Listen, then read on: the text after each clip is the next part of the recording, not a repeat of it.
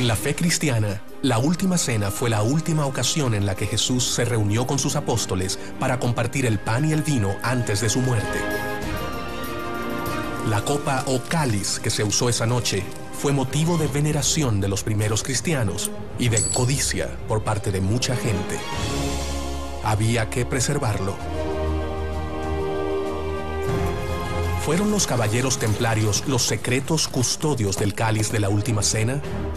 ¿Conocieron y visitaron América antes que Cristóbal Colón la descubriera? ¿Fueron las minas de México y Perú la fuente de su gran riqueza de oro y plata?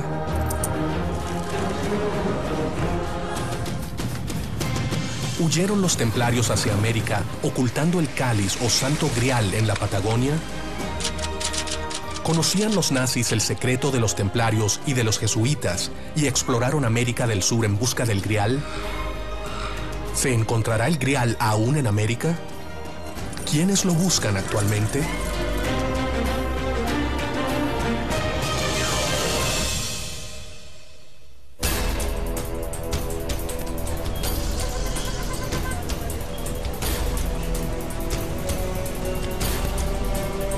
¿Se encuentra el Santo Grial, la Copa de Cristo, en América? Son muchos los que han buscado por décadas el tesoro de los templarios, el Santo Grial.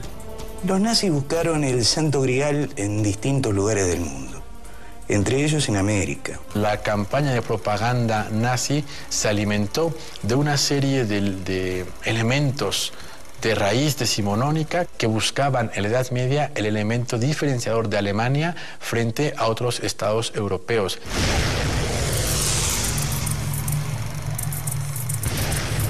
Los nazis, entre comillas, lo que buscaban era aumentar su poder. Por eso es que buscaban el Santo Grial y buscaban la lanza de Longinos también. Y una cosa es complementaria de la otra, ¿eh? Fíjense que uno es un símbolo masculino y el otro femenino. El grial es un símbolo femenino, acuérdense. Y creo que dice que lo buscaban porque eran símbolos de poder o que pensaban que le iban a dar más poder. Algunos afirman que los nazis estaban convencidos que el grial estaba en América.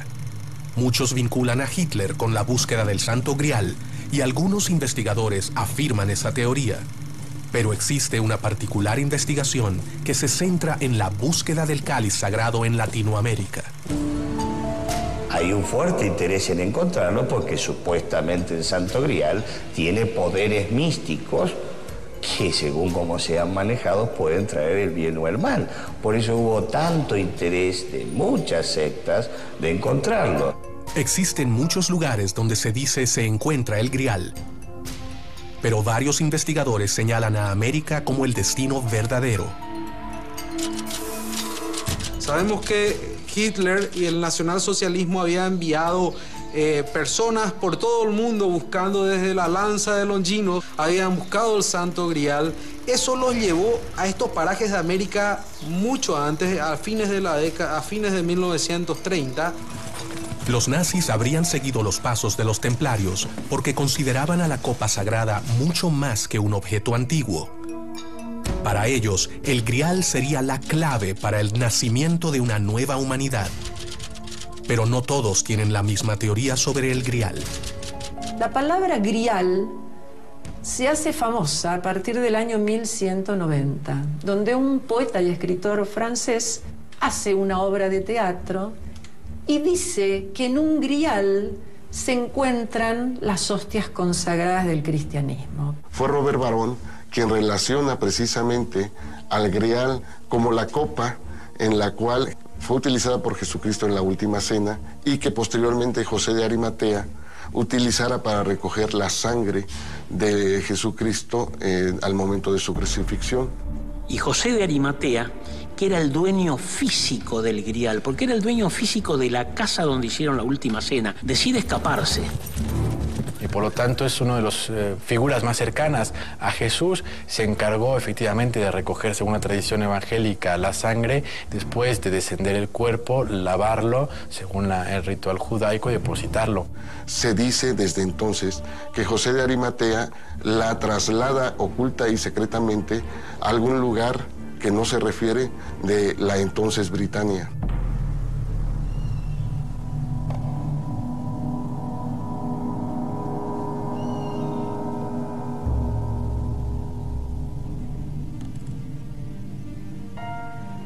hablamos de 4 santos griales, porque a lo largo de toda la historia medieval se habla de distintos santos griales. Incluso hasta hace muy poco la famosa novela de Dan Brown da a conocer un montón de investigaciones que ya eran conocidas en el ambiente. La genialidad de Dan Brown es hacerlo todo en una forma didáctica, comprensible, y darle un entorno de novela para que se conozca todo esto. Pero a lo largo de la historia hubo una serie de confusiones muy importantes.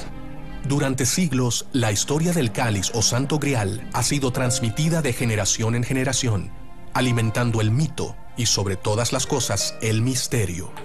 Mucho más adelante, unos añitos después, un inglés va a hacer una obra famosa y recién ahí él habla del santo grial.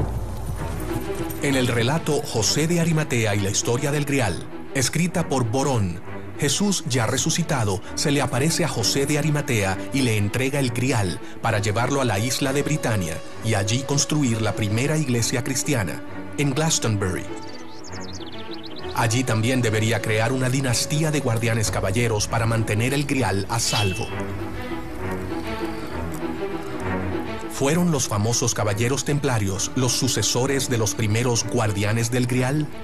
Los templarios es el nombre con el que genéricamente se conoce a los pobres caballeros de Cristo y del Santo Sepulcro de Jerusalén.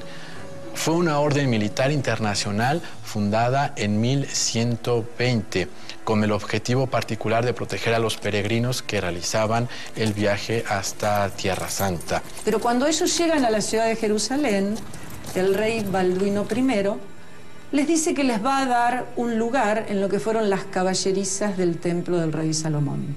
Y de ahí es donde adoptan más adelante el nombre de templarios. Templarios porque van a vivir en el templo de Salomón. Los templarios tenían derecho sobre sus conquistas en Tierra Santa y atribuciones para construir fortalezas e iglesias propias, lo que les otorgó gran independencia y poder. En el año de 1118, surge en Europa una orden monástica con el propósito de cuidar los santos lugares, de cuidar las cisternas o los abastecimientos de agua para los peregrinos que acuden a los santos lugares. La finalidad primordial que han tenido siempre los templarios fue siempre y sigue siendo la de custodiar el Santo Grial. Inicialmente la orden se crea a partir de 9 caballeros. Hasta ese momento estos 9 caballeros no estaban constituidos legalmente como orden. Pero, sin embargo, estos 9 caballeros se quedaron hurgando en el templo durante 15 años. Y eso de proteger a los peregrinos no lo hicieron en absoluto. Se dice que la Orden del Temple rápidamente obtiene su fama y poder gracias a todas sus riquezas. Y en un momento determinado, el dinero y las riquezas que llegan a tener los templarios son tan grandes que ellos crean la primera banca que la humanidad va a conocer. Y en consecuencia, a lo que asistimos a partir de la segunda mitad del siglo XI es a un intenso proceso de monetarización de la economía y por lo tanto de la introducción de metales preciosos en la economía europea. De tal manera que en la cuenca mediterránea se inicia un despegue del comercio y por lo tanto el desarrollo del capitalismo mercantil tal y como lo conoceremos en el siglo XV. Esto fue un descubrimiento asombroso para la humanidad porque es la primera vez que nadie va a tener que transportar caudales a través de las rutas y los caminos, haciendo que los robos sean imposibles. Con una orden de pago hecha por los templarios, el dinero es como si hubiera pasado desde un banco hacia otro, como lo hacemos actualmente a través de las redes cibernéticas. Por lo tanto, los templarios que poseen dominios en toda Europa occidental, pero cuya zona privilegiada de actuación es precisamente Tierra Santa, se van a convertir efectivamente en intermediarios principalísimos en esas redes de comercio y por lo tanto accederán con cierto privilegio sobre las rutas comerciales y en consecuencia se beneficiarán de la llegada de metales preciosos. En consecuencia y en sentido contrario, estos metales preciosos pueden ser invertidos en sus propios dominios. La Orden del Temple logró obtener un gran poder económico en muy poco tiempo, creando a su alrededor una gran intriga sobre el origen de su riqueza. El investigador Alejandro Vega Osorio sostiene la teoría que la riqueza de los templarios venía de un nuevo continente y esta llegaba a un puerto secreto. El puerto de La Rochelle era un poderoso puerto militar secreto que tenía la Orden Templaria a las orillas del Atlántico sobre Francia. Ese puerto concentraba todas las encomiendas templarias, todos los caminos convergían hacia ese puerto en el cual no entraba nadie. Pero a ese puerto llegaba la plata que venía desde América, plata que salía desde el Paraguay, ya procesada en forma de lingotes, y era embarcada en el puerto de Santa Catarina en Brasil. Y América todavía no había sido descubierta. Se supone que cuando la orden fue cerrada en el año 1307, muchos de los templarios que escaparon a la Horda de la Hoguera tomaron estos barcos. El mito y la leyenda también dice que algunos de esos barcos pudieron haber venido a América. Si los templarios habrían transportado plata de América, significa que ellos podrían haber tenido conocimiento del continente mucho antes que Colón lo descubriera. ¿Pero llegaron siguiendo rutas de viejos conquistadores como los vikingos? Los vikingos llegan a América entre el año de 982 a 986, encabezados por Eric el Rojo. Poco tiempo después, para el año 1000, su hijo, Leivik Eriksson, llega a tierras continentales y establece algunas colonias en lo que hoy es Canadá y la parte norte de Estados Unidos. Existen evidencias de que los vikingos visitaron América estableciendo colonias en el norte de América, sino que hicieron incursiones también hacia el centro y sur del continente. Según el investigador José Lidio Andraca, los vikingos tuvieron una fuerte presencia en todo el continente americano.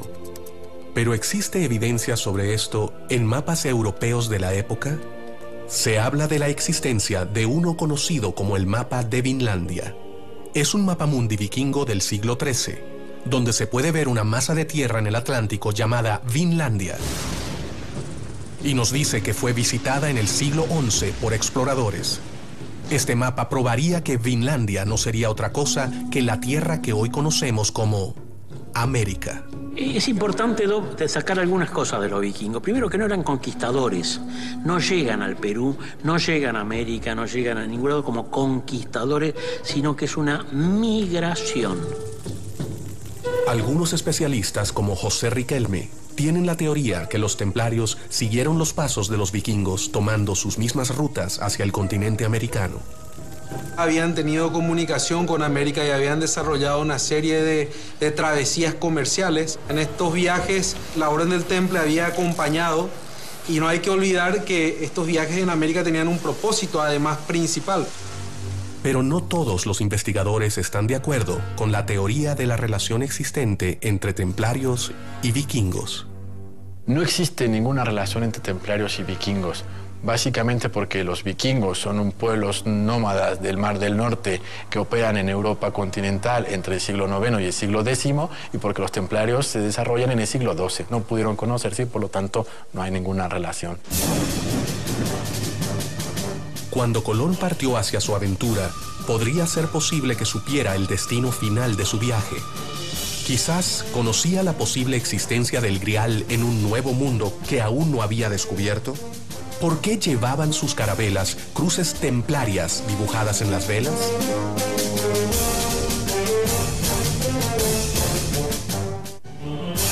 El Santo Grial contiene la sangre de Cristo. Supuestamente el Santo Grial tiene poderes místicos. Quien fuese el afortunado en encontrarla tendría por consiguiente vida eterna.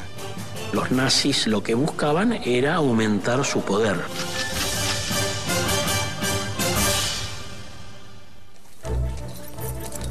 Si los templarios conocían el Nuevo Mundo mucho antes que la llegada de Colón, obviamente este no habría sido el primer conquistador.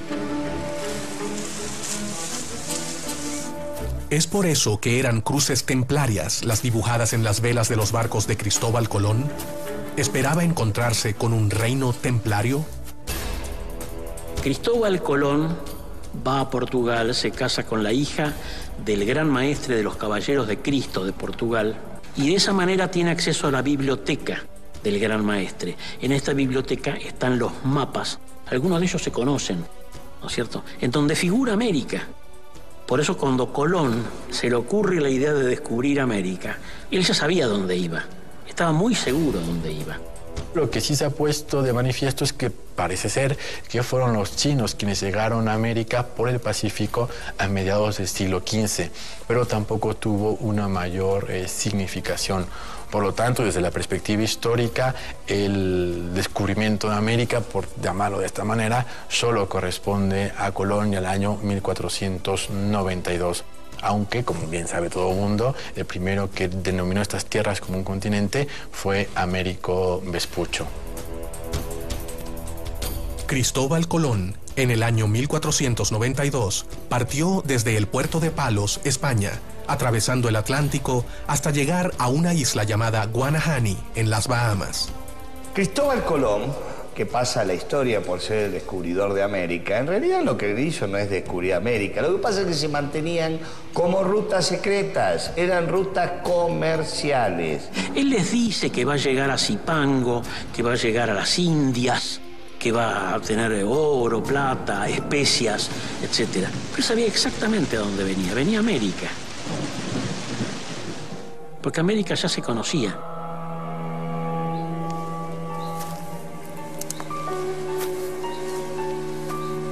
Se dice que Colón se pone bajo la advocación de los templarios y le coloca a las velas de sus carabelas las cruces templarias. Los españoles sabemos que las carabelas vienen con este símbolo que es la cruz patada, que es el emblema de los templarios. ¿Por qué Colón traía velas templarias, blancas y con las cruces rojas? Y porque él creía que los templarios iban a estar hasta ahí donde él llegaba. Era una señal de reconocimiento, como para decir, somos amigos. En algunos casos se ha pretendido establecer una relación entre los templarios y América, queriendo significar en las banderas que acompañaban los barcos colombinos, efectivamente, la cruz del Temple. Es una cruz que se identifica perfectamente y que la diferencia a la orden de otras órdenes como la de Santiago, la de Caravaca o la de los hospitalarios. Pero esto no significa que hubiera habido templarios en las naves de Colón. Si las cruces funcionaban como una señal de reconocimiento para pobladores originarios, esto quiere decir que otras culturas pudieron haber llegado mucho antes e impusieron sus símbolos. Si esto sucedió, tendrían que existir evidencias de su presencia antes del descubrimiento de América. En todas las comunidades indígenas existen referencias a gente blanca que incluso enseñaron el concepto de lo que es la cruz para los prehispánicos. Cuando llegaron los españoles, no fueron recibidos con sorpresa, de hecho los esperaban. Según los investigadores José Lidio Andraca y Alejandro Vega Osorio, seguidores de estas teorías polémicas, una de las cosas que más habría asombrado a los conquistadores españoles fue que los indios no se extrañaban al contemplar a los caballeros armados. Es más, algunos se encontraron en la península de Yucatán con una leyenda que narraba que unos hombres blancos llegaron hasta sus costas en grandes barcos. Pero ¿quiénes eran estos hombres blancos? ¿Cuál era su origen?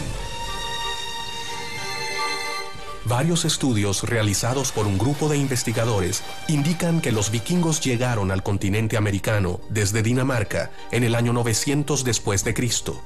Entre quienes apoyan esta teoría se encuentran los investigadores Fernando Martí y Alejandro Vega Osorio, quienes además afirman que los vikingos desembarcaron primero en el Golfo de México y luego se dirigieron por tierra hacia el sur, a Tiwanaku. Burman llega en el 900 y pico.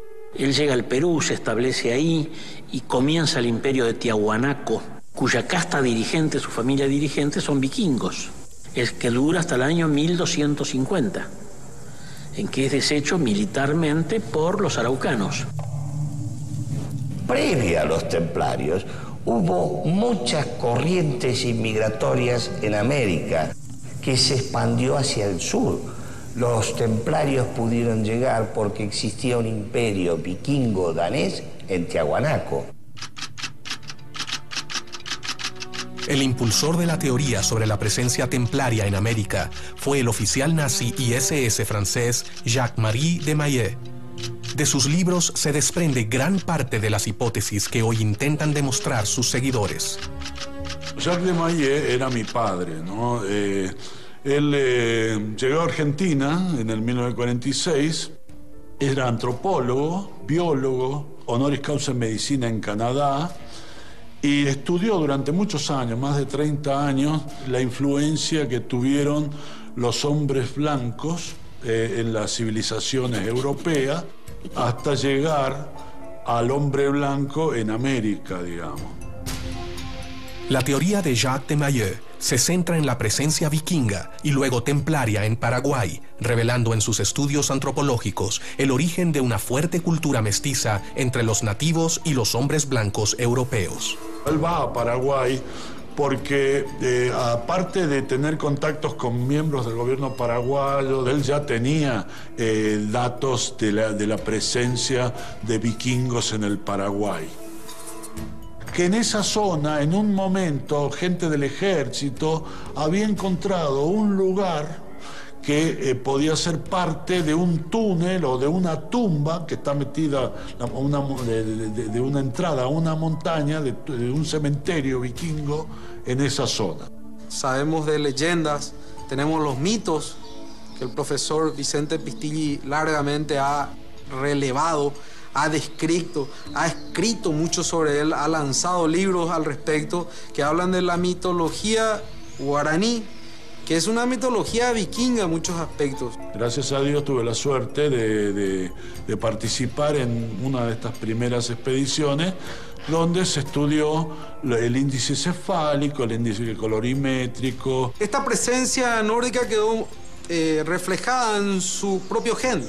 Estos nativos son diferentes al resto, son barbudos, características propias de los nórdicos, tienen aspectos o características en las manos, en la coronilla de la cabeza que los hace diferentes a los malasios polinesios.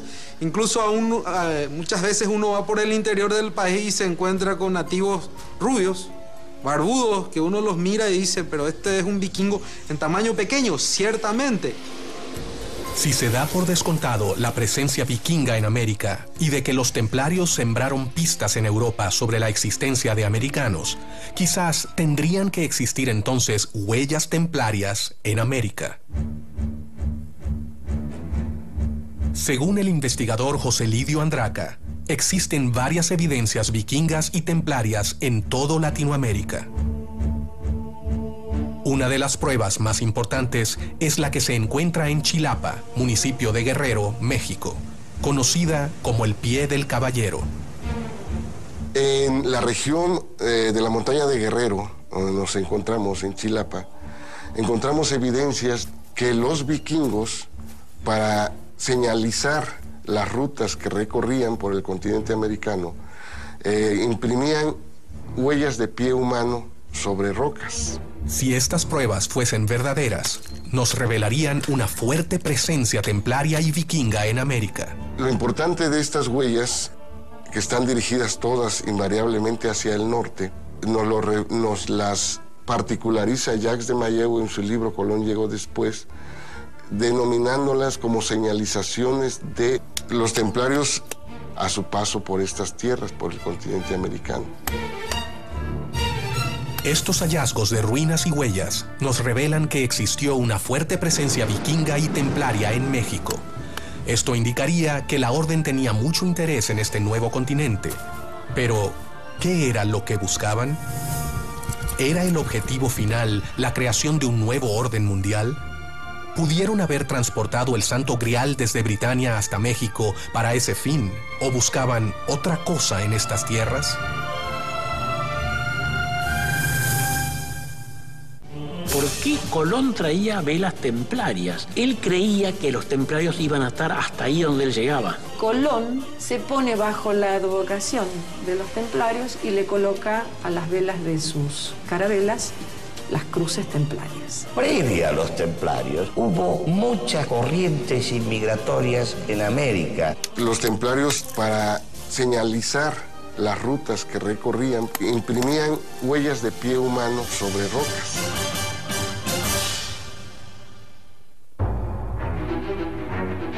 ¿El Grial estaría en estas tierras de América?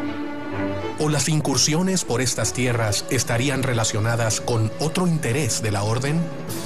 No existe ninguna referencia hasta la fecha que nos indique que el Grial haya sido trasladado a México por los templarios. Por lo tanto, si el Grial está en América y tenemos que buscarlo, a veces más cerca de lo que pensamos.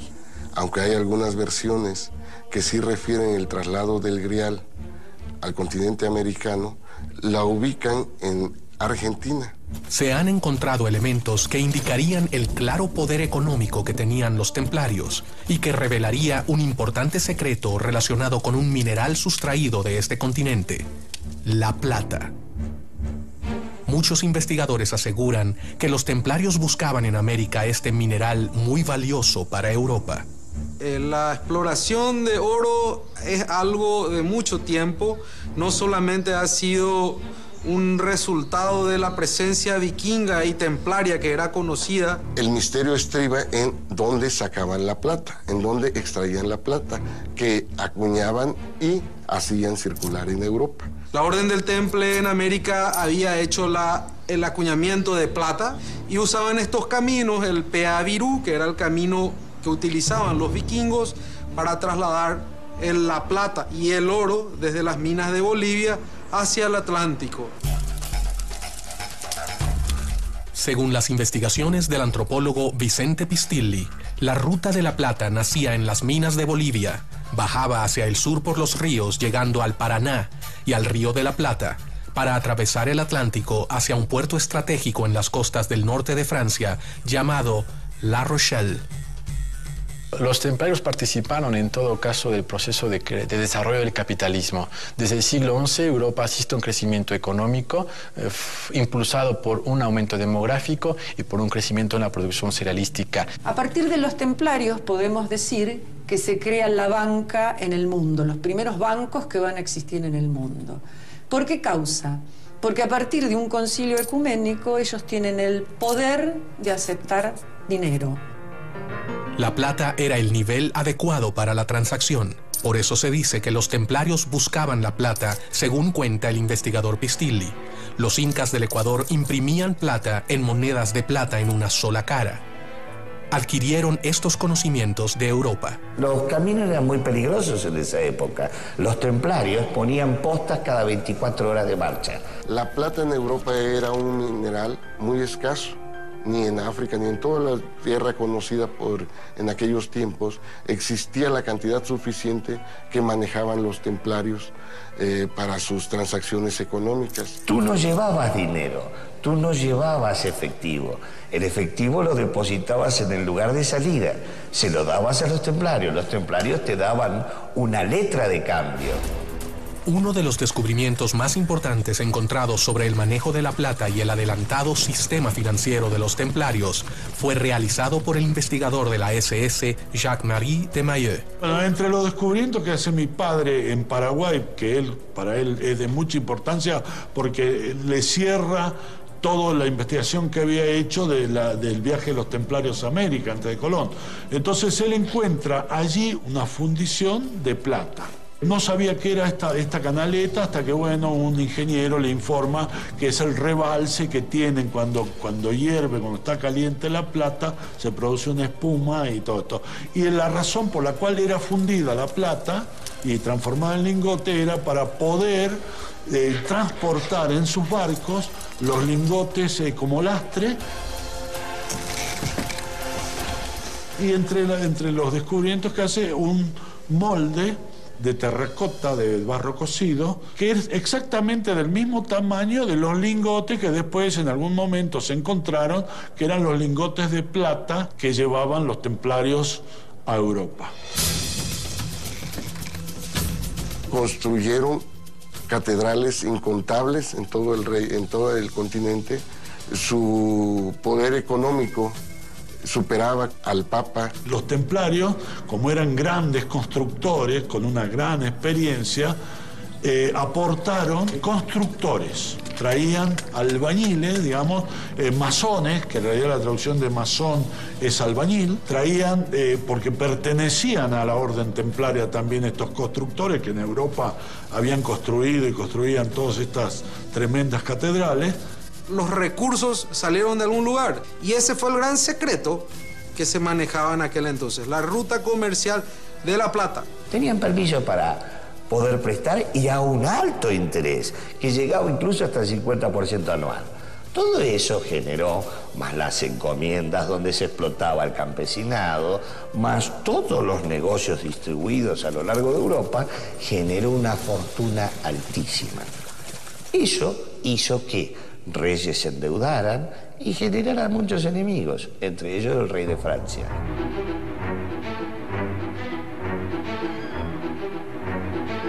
Al haber alcanzado un gran poderío, logran que las distintas órdenes religiosas que existían empiecen a mirarlos con malos ojos. También el poder político en Francia de ese tiempo empieza a rivalizar con ellos por cuanto han creado una especie de Estado dentro del Estado. Todo esto va generando entonces una especie de ataque, tanto por un lado la misma Iglesia como por otro lado el rey de Francia, para que en definitiva se clausure esta orden. Los templarios habrían conocido América y posiblemente explotaron sus riquezas. Sin embargo, su poder e influencia comenzó a disminuir. Con la negativa de Jacques de Molay, el destino de la orden quedó sellado. El rey Felipe IV de Francia, él lo que desea es que todo ese oro, toda esa riqueza y todo el poder de la banca que manejan los templarios sea exclusivamente francesa. Hizo un pacto con el Papa que él mismo sostenía y de la noche a la mañana se produjo la noche triste, el viernes 13 de octubre de 1307, donde los templarios son apresados. Para que un día determinado, el mismo día y a la misma hora, se tomen todos los castillos templarios de Europa, las abadías templarias de Europa, los fuertes templarios de Europa, y en un mismo acto de asedio tomar al gran maestre de la orden templaria, al famoso Jacques de Molay, y a 49 venerables maestros. Los lleva presos. Al tiempo se les hace un juicio de inquisición y se los endilga de hacer actos demoníacos y que los templarios obtenían su dinero malsano. Por eso más tarde no van a la horca, sino que van a la hoguera pública y mueren. Y se dice que el rey de Francia se queda con todo el dinero de la orden. El Papa Clemente moriría 3 meses después y el rey Felipe 10 meses después de ejecutado Jacques de Molay. La monarquía francesa, encabezada por Felipe el Bello, expropió los bienes templarios y efectivamente se encontró con una terrible sorpresa, que era que las arcas de la Orden del Temple estaban vacías o en todo caso en números muy bajos.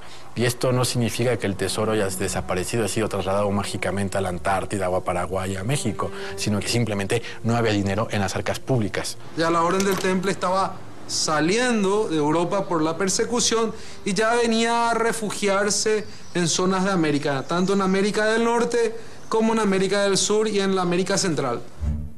Uno de los responsables de la teoría sobre la presencia del Grial en América es el investigador Alejandro Vega Osorio. Pero el servicio de inteligencia templario era muy bueno. Sabía con anticipación que esto iba a ocurrir. Antes de que los guardias del rey de Francia tomaran prisionero a los principales jerarcas templarios, ya habían salido de todas las encomiendas todo lo que llamamos tesoros templarios. La Orden de los Caballeros del Temple desapareció de la faz de la tierra tan rápido como apareció, pero hay dudas con respecto a su aniquilación. Se cree que algunos de ellos habrían preparado su fuga fuera del continente europeo. Según la teoría del investigador Alejandro Vega Osorio, los caballeros del Temple habrían escapado hacia el Nuevo Mundo y al hacerlo habrían transportado el Santo Grial.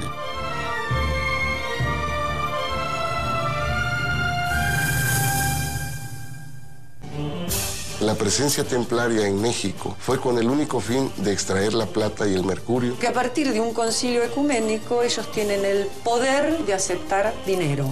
Tenían permiso para poder prestar y a un alto interés. Generó una fortuna altísima. El rey Felipe IV de Francia lo que desea es que toda esa riqueza y todo el poder de la banca que manejan los templarios sea exclusivamente francesa. Hizo un pacto con el Papa, que él mismo sostenía, donde los templarios son apresados.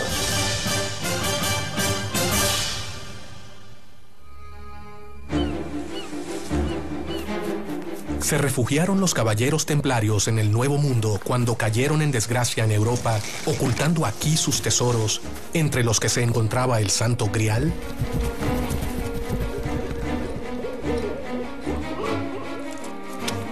Dados los objetivos de la orden y la rápida propagación en el continente, algunos investigadores, como Sergio Roa, especulan sobre la teoría que los jesuitas podrían ser los herederos de los caballeros de la Orden del Temple. La relación existente entre jesuita y templario puede verse y encontrarse en distintos puntos. Por un lado, se trata de órdenes que, estando dentro de la Iglesia, reconocidas por esta, tienen una serie de atribuciones especiales. Se sabe perfectamente las grandes cantidades de terrenos, de inmuebles y de riquezas que lograron en muy poco tiempo tanto los templarios como los jesuitas, aquí en América especialmente. La Compañía de Jesús, ¿no es cierto?, fue oficialmente fundada, ¿no es cierto?, autorizada en la Iglesia Católica, ¿no es cierto?, en el año 1540. A pesar que ya 7 años antes, ¿no es cierto?, Ignacio de Loyola ya, digamos, la había ideado. Sabemos que la Compañía de Jesús, es decir, los jesuitas, siguieron el mismo esquema de la Orden del Temple y vinieron a posicionar sus compañías precisamente en el sur de América.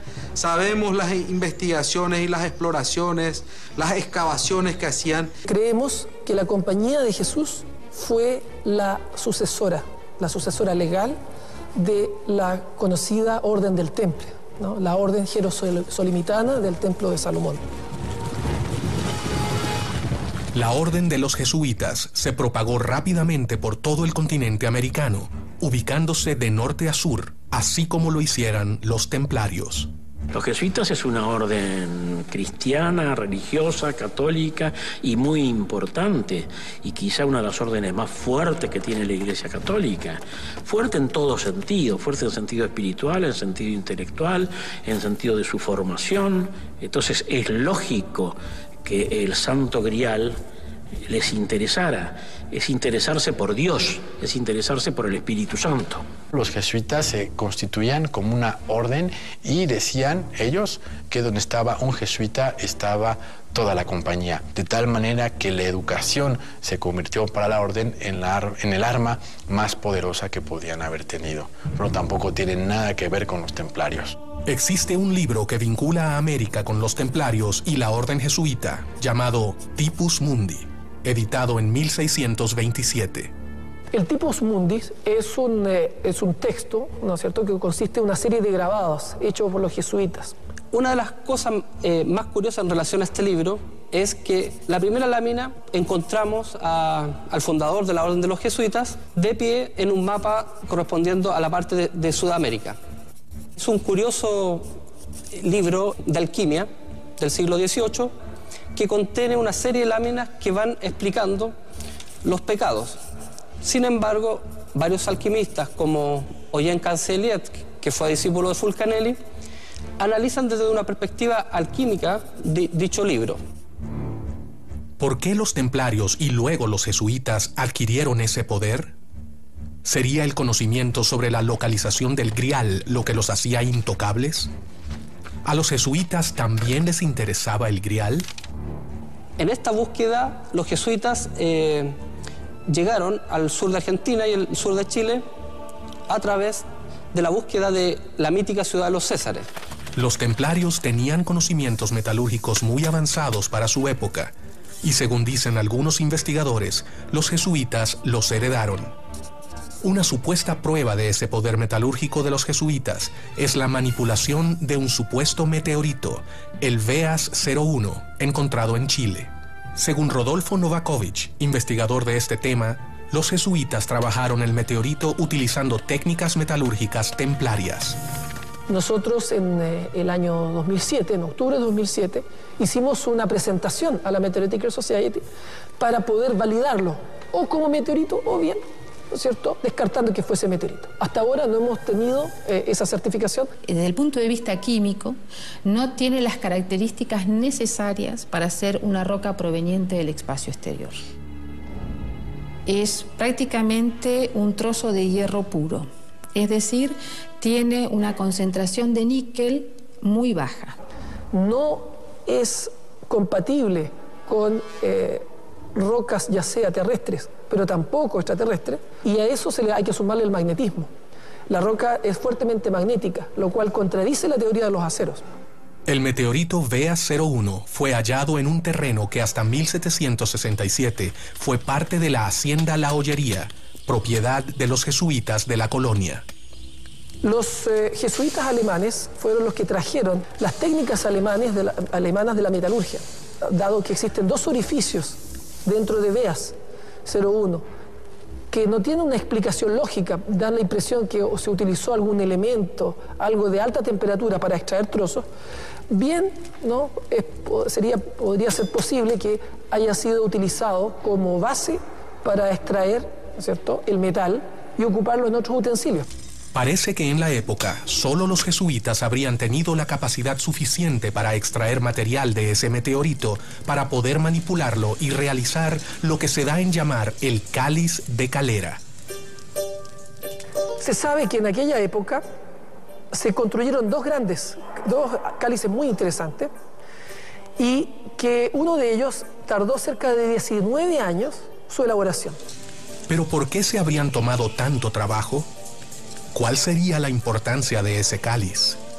Ellos construían un cáliz y sobre el cáliz grababan aquellas cosas que ellos querían mantener desde un sacerdote hacia otro. Pero después de ser trabajado durante 19 años con el material extraído del meteorito VEAS 01, se dice que el cáliz fue protagonista de una extraña historia y desapareció. Nunca más se supo de él. ¿Cómo y por qué había desaparecido?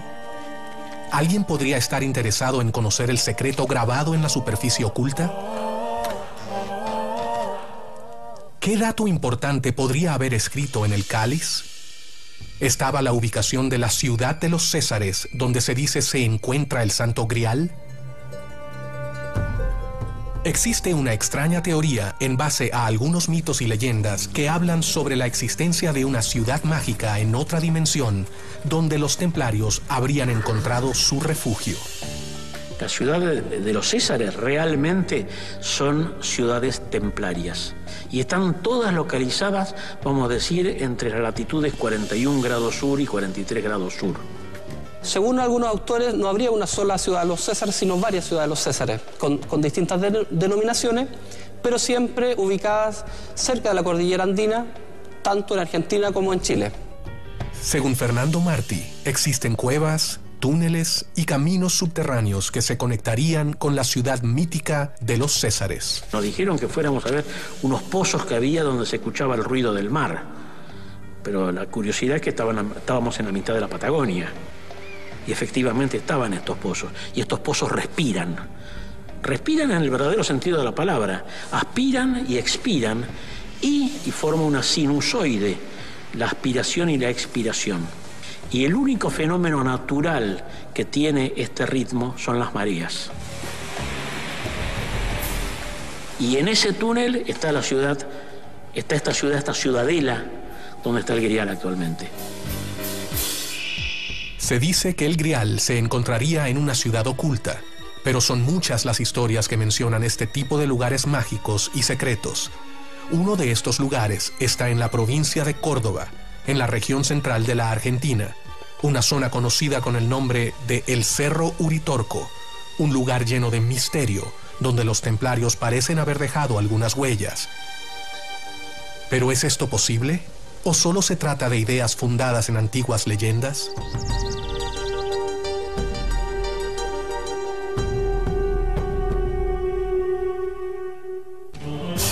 Los jesuitas es una orden cristiana, religiosa, católica y muy importante. Es lógico que el Santo Grial les interesara. Usando esa capacidad tecnológica que tenían, construían un cáliz y sobre el cáliz grababan aquellas cosas que ellos querían mantener desde un sacerdote hacia otro. En circunstancias misteriosas, una noche desapareció.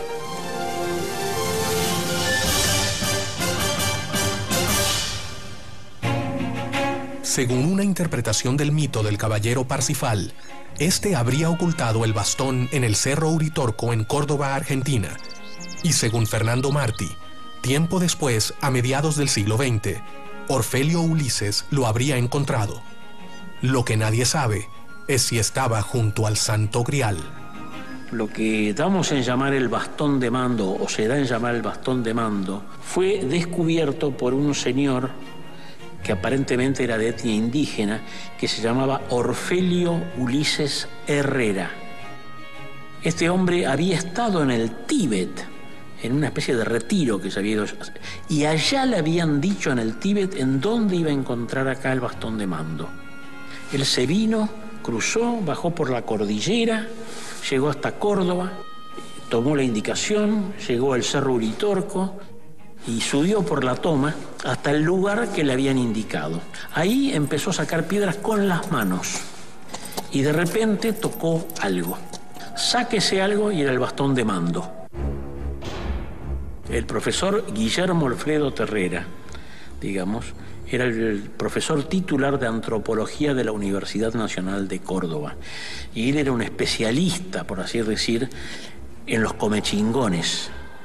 Era especialista en los comechingones y especialista en el Uritorco. Al mismo tiempo fue el que nos inició en todo este tema y nos aconsejó, él ya estaba un poco más viejito ya, y nos aconsejó de que fuéramos al sur a buscar el Grial. El mito en el cual se basan algunos investigadores sobre el bastón de mando que trajo Parsifal sería para ellos una prueba inequívoca de la existencia del Grial en la zona del Cerro Uritorco, en la provincia de Córdoba, en la región central de la Argentina. Los nazis buscaban algo más, además del Grial. Dentro de esta idea o dentro de este deseo de ir consiguiendo este tipo de piezas míticas, Hitler quería también el bastón de mando, pues creía en esta hipótesis de que esto que confería poder a quien lo poseyera y demás, ¿no?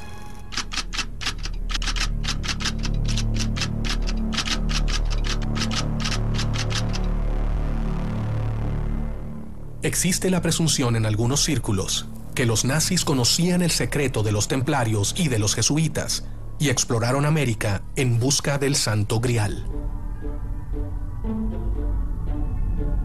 El Imperio Alemán estaba formado por distintos reinados y principados que constituían el Sacro Imperio Romano Germánico. De tal manera que la constitución del Estado moderno alemán tuvo que hacerse buscando elementos y señas de identidad comunes a todos estos principados. De tal manera que efectivamente Hitler lanzará una campaña para buscar tesoros medievales. Se ha escrito mucho, se ha hablado mucho y ha habido mucha ficción que juegan con la idea de que los nazis buscaban elementos que podían ser como una fuente de fortaleza, de poder. Diría que eso está más en el terreno de las especulaciones. Hitler tenía una marcada afición por el ocultismo desde mucho antes de haber llegado al poder en Alemania. Y esto le va a dar una suerte de impronta a todo el periodo en que él estuvo en el poder, ¿no? Donde estas logias, estas sociedades secretas y demás compartían parte de ese poder.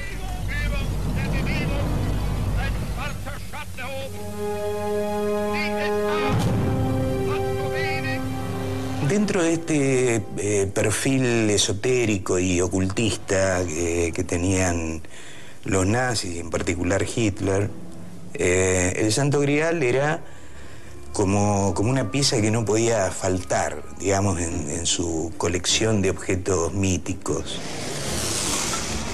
Bueno, el nacionalsocialismo, con esta idea de crear una raza superior, tenía por un lado una mirada que no era ligada a lo divino, sino una cuestión muy terrenal y muy criminal, que eran programas de lo que ellos llamaron el programa de higiene racial y un programa de exterminio que se conoció como el programa de eutanasia nazi, que estaba destinado a mejorar, entre comillas, la raza aria. Y luego en el siglo XIX, la primera mitad, con el resurgir de las sociedades secretas en todo el mundo occidental, los templarios serían una buena base para alimentar el mito y las formas estructurales de estas sociedades secretas. Las teorías de muchos investigadores, como Jorge Camarasa y Fernando Martí, dicen que durante y después de la Segunda Guerra, los nazis llegaron a las costas de Sudamérica, no solo por refugio, sino buscando tesoros de la orden.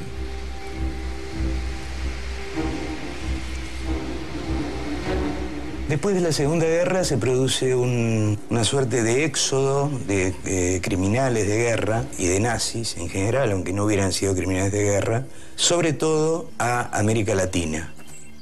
Sabemos que Hitler y el nacionalsocialismo habían enviado personas por todo el mundo buscando desde la lanza de Longinos con la que se había clavado a Cristo, habían buscado el Arca de la Alianza, habían buscado el Santo Grial.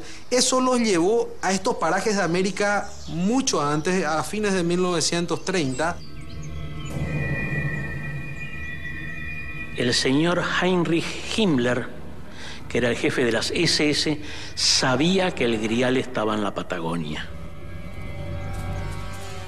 Además, lo que sí nos consta es que lo han buscado. Lo han buscado como lo han buscado al jefe de este partido, que era el señor Adolfo Hitler. Lo han buscado en la Patagonia. Hay muchas versiones. En el año 45, 46, 47 se corrieron muchísimas versiones de que hubiese venido acá. Algunos nazis conocían algo de esta hipótesis de los templarios en América. Hay un caso paradigmático, yo diría, que es el de un antropólogo, Jacques de Maillet. Él viene a Buenos Aires y él es quien trabaja mucho sobre la hipótesis de vikingos, sobre todo, en América del Sur, y también de templarios. Ellos creen en la idea de un destino, y ese destino está ofrecido a quienes sean los mejores, los más aptos. Esta idea del darwinismo social, que es una interpretación bastante antojadiza, digamos, de la teoría de la evolución. ¿Pero realmente buscaban encontrar esta relación entre supuestas razas blancas o había algo más? Algunos investigadores que apoyan la teoría del Grial en América dicen que los nazis solo querían hallar el tesoro templario en estas tierras.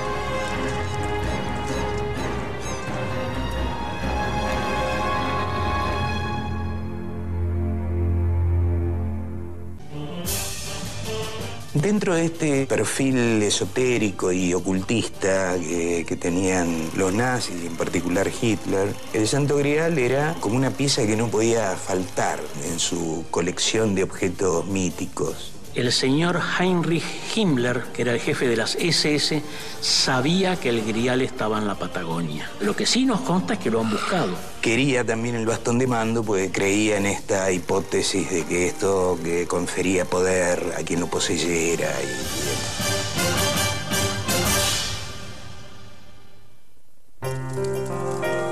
La historia del caballero Parsifal está ligada al Grial y al bastón de mando desde los orígenes de esta supuesta leyenda. ¿Quién era el caballero Parsifal?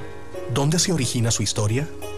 Wolfgang von Eschenbach, el trovador alemán, él escribió una obra donde describe toda la vida de Parsifal.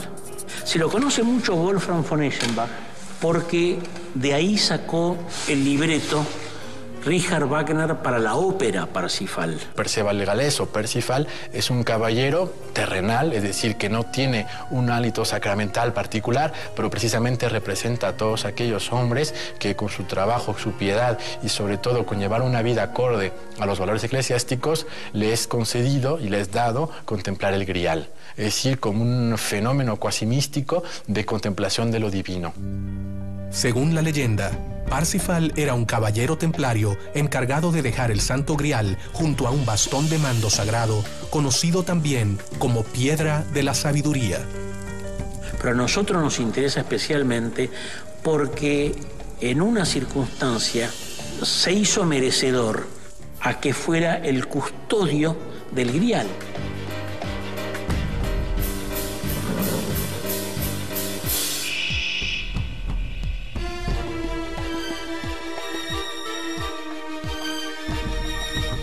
No sabemos si Parsifal es una persona o son varias personas que tienen el mismo nombre, o es un cargo, que es el encargado del castillo del Grial, porque lo encontramos en el año 700 y después lo vamos a encontrar en el año 1300 también. Entonces, 600 años hay poca gente que viva. Según los investigadores, Parsifal llegó a una tierra extraña y buscó el sitio para depositar su preciada carga, el Santo Grial y la Cruz de los Templarios. Su misión consistía en dejar estos elementos junto a una piedra llamada Bastón de Mando, en las cercanías del sagrado Cerro Uritorco, en la provincia de Córdoba, en la región central de la Argentina. Cerro del Uritorco es una zona que tiene anomalías magnéticas muy importantes. Las brújulas dan vuelta en falso en la zona y es conocido desde tiempo inmemorial como un centro religioso. En ese lugar se habría depositado el lápiz exilis y de ahí se origina la historia de Orfelio Ulises y de Guillermo Terrera, su discípulo, quien recibe ese bastón de mando. Bastón de mando que lo quiso todo el mundo y nadie lo puede conseguir. Está en manos de una familia que es la familia Terrera. Además de la obra del caballero templario Parsifal, existe un antiguo poema en el Alto Libro del Grial, en el cual este caballero también es protagonista y que narra su llegada a las costas de un nuevo continente. Existe un poema, aparte del de Eschenbach, que es el Alto Libro del Grial o Perles Paus, otra de las formas de mencionarlo a Parsifal.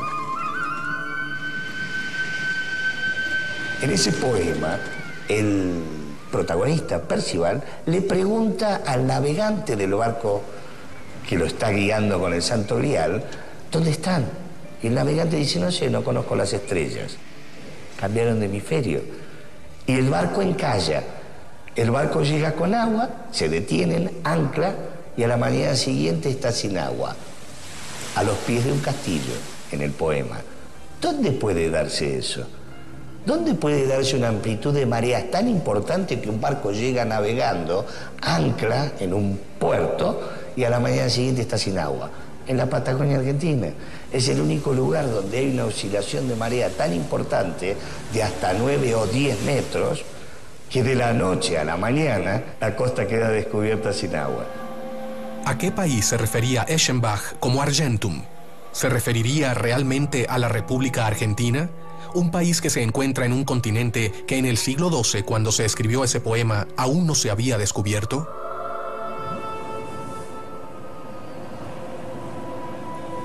Parte del tesoro templario está en la Patagonia, precisamente en las cercanías de Telsen y bajo la meseta de Somoncurá. El Grial y el bastón de mando, ocultos según los escritos por Parsifal, fueron intensamente buscados por los nazis. Entre las hipótesis que manejaban los nazis en este afán por recolectar distintas cosas, pensaban o llegaron a pensar en la posibilidad de que los templarios hubieran podido traer el Santo Grial a América del Sur. Es indiscutible la presencia nazi en América y en Paraguay y en todo lo que ha sido el Brasil, Argentina, Bolivia y Uruguay. Pero no solamente los nazis del fin de lo que fue el Tercer Reich, estamos hablando del 43-45. El señor Heinrich Himmler que era el jefe de las SS, sabía que el Grial estaba en la Patagonia. Por eso hubo tanto interés de Alemania nazi en la zona. Por eso llegaban submarinos nazis a la bahía sin fondo. En ese lugar hay mucho más de lo que se piensa. No todos los nazis se establecieron y exploraron el centro de Argentina. También se dirigieron más hacia el sur de este país, a la Patagonia, tras las huellas del Grial. Después de la Segunda Guerra se produce una suerte de éxodo de criminales de guerra y de nazis en general, aunque no hubieran sido criminales de guerra, sobre todo a América Latina. Se sabe que muchos submarinos nazis llegaron a la costa de la Patagonia e incluso también se habla de su llegada a la Antártida durante y después de la Segunda Guerra Mundial. ¿Era solo una vía de escape o tenían una misión secreta relacionada con la búsqueda del Grial? La llegada de submarinos nazis a las costas argentinas durante y después de la guerra tenía que ver sobre todo con desembarcos de algunas personas y de algunos bienes.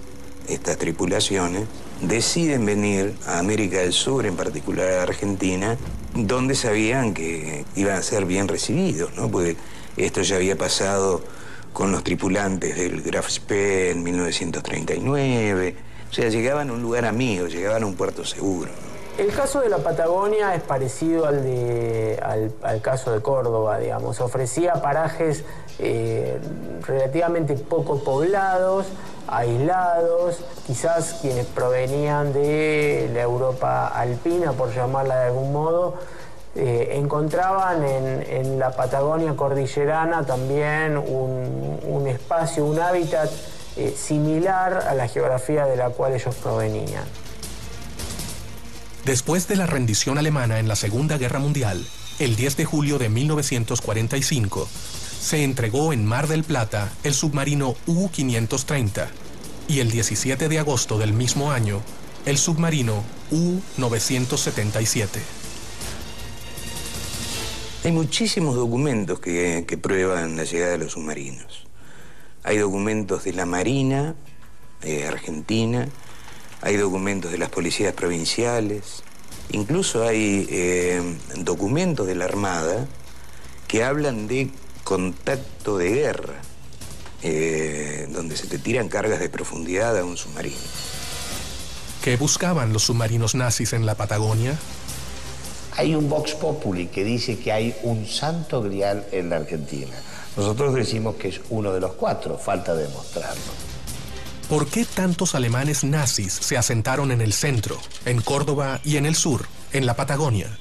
¿Esperarían encontrar el Grial y el bastón en un lugar plagado de símbolos y leyendas templarias?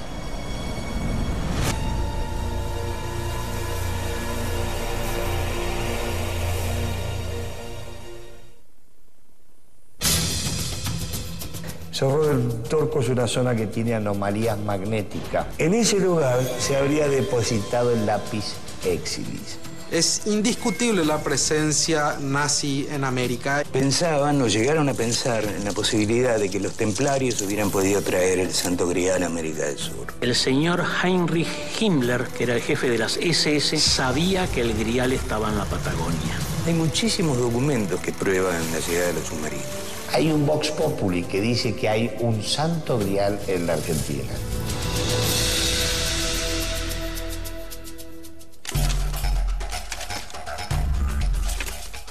Los caballeros templarios habrían escapado a América del Sur con un claro objetivo de preservar el Grial en un lugar seguro y secreto.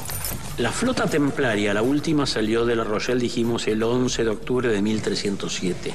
Esta flota pasó por Glastonbury, cargó ahí.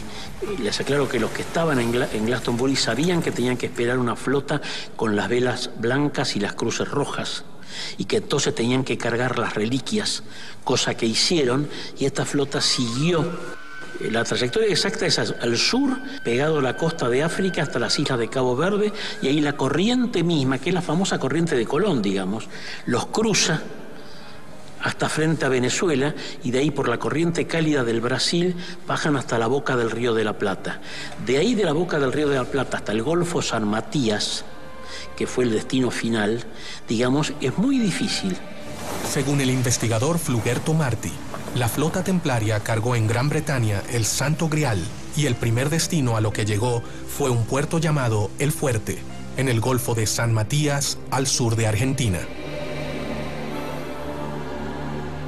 El Fuerte es un lugar donde está ubicado en Río Negro, que está cerca de la playa, es una meseta, es una isla prácticamente, que forma una especie de meseta, donde se dice que fue el primer enclave templario que hubo en la zona. En el año más o menos 1840 vino a nuestras tierras un geógrafo francés llamado Juan Antonio Víctor Martin de Moussy y fue contratado para que hiciera un atlas, un mapa, digamos, de toda la Confederación Argentina. Este atlas consta de 30 planches. En tres de estos mapas, figura el Golfo San Matías y figura con la señal que se le ponía a los fuertes una leyenda que dice antiguo fuerte abandonado o ex fuerte abandonado. En francés, ancien fort abandonné.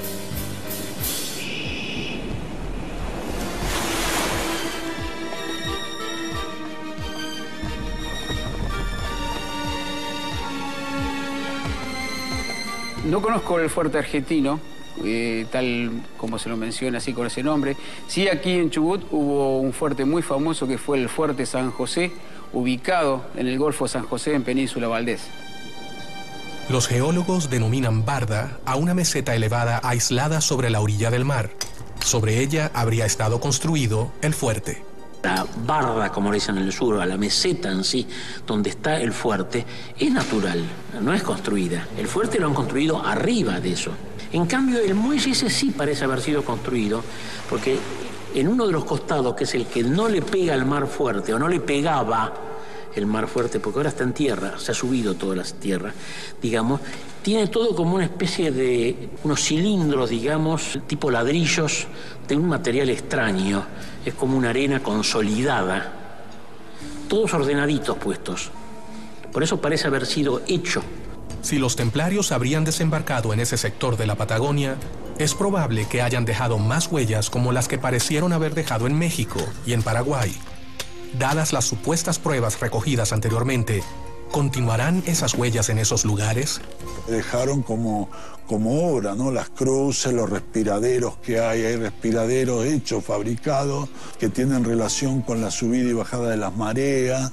Estamos hablando ya dentro del territorio, ¿no? En la costa, ¿no? Digamos, ya bastante dentro del territorio hay evidencia de que hay ríos, porque el aire que sopla desde estos agujeros, estos respiraderos, está relacionado con las mareas. Al abandonar el fuerte costero, dadas las pruebas recogidas, los templarios también habrían seguido el curso del río Chubut, llevando sus tesoros hacia un lugar clave.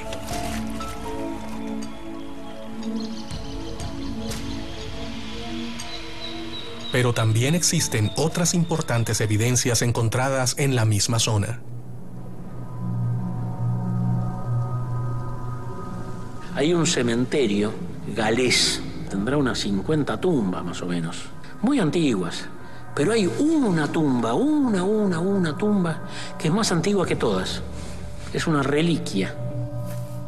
Las tumbas que podemos ver en el cementerio galés de Trelew son a los primeros pobladores galeses que han llegado acá en la zona, ¿no? Y una tumba muy importante que tiene una característica muy especial, que es una S en símbolo de serpiente y que está entrelazada y que principalmente es un mantra de un trabajo alquímico. Para estos investigadores, estos restos arqueológicos hallados confirmarían fehacientemente la presencia templaria en la Patagonia argentina. ¿Habrán dejado oculto aquí el Santo Grial? Y hemos podido averiguar fidedignamente qué es ese símbolo. Porque ese símbolo, ¿sabes dónde se encuentra? En las iglesias templarias del sur de Francia.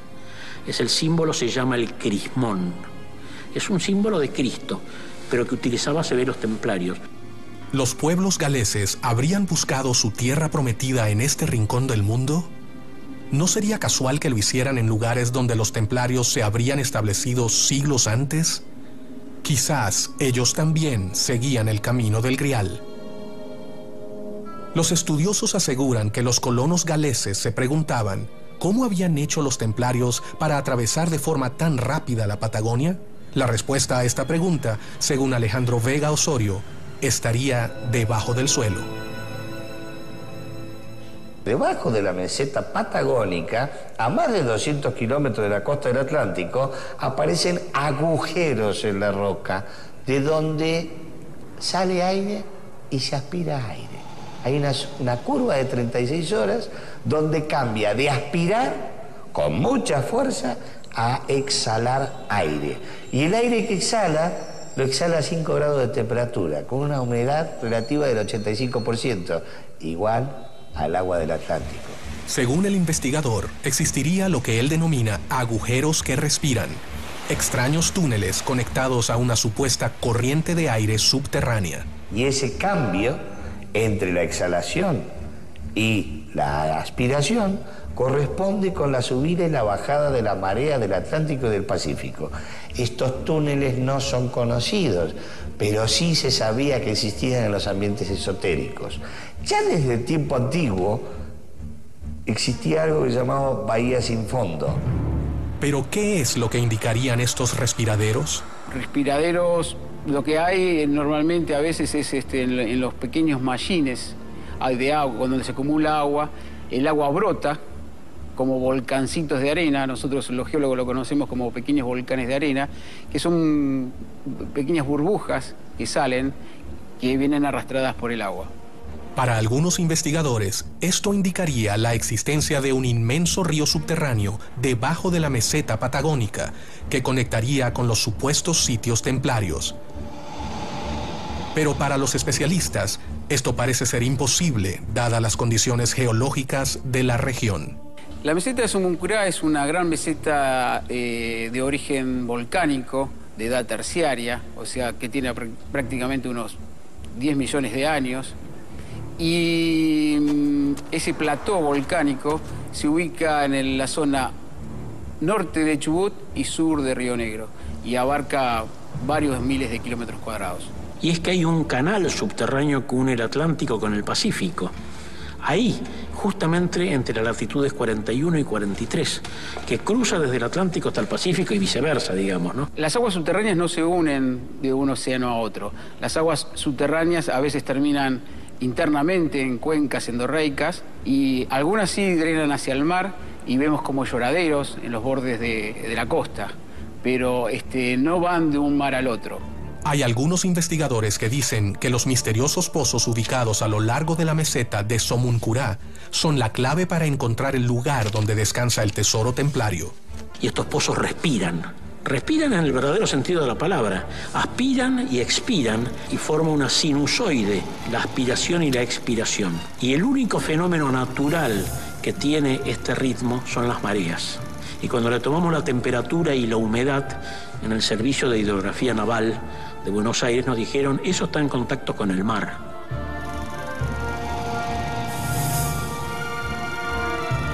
Según los investigadores, existe una extraña teoría que dice que los nazis llegaron al continente sudamericano ingresando con sus submarinos por los ríos subterráneos.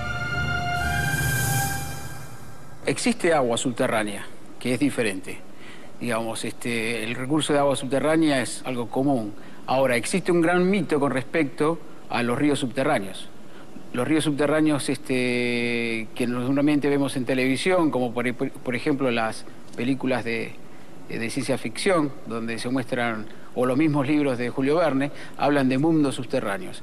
En Patagonia y en diferentes partes del mundo, esos ríos tal cual están en nuestra imaginación popular no existen. Los investigadores Martí y Osorio avalan la existencia de un escondite secreto, donde allí se encuentra el mayor tesoro templario, el Santo Grial.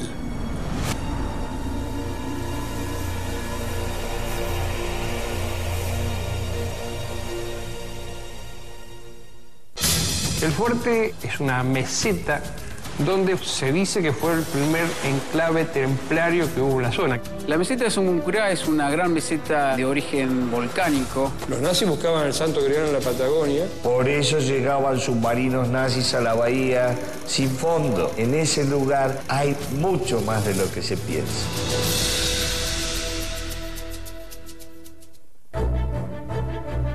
¿Hacia dónde conduce la pista del río subterráneo en la Patagonia? ¿Cuáles son las pistas para llegar al Santo Grial? ¿Realmente existe este lugar?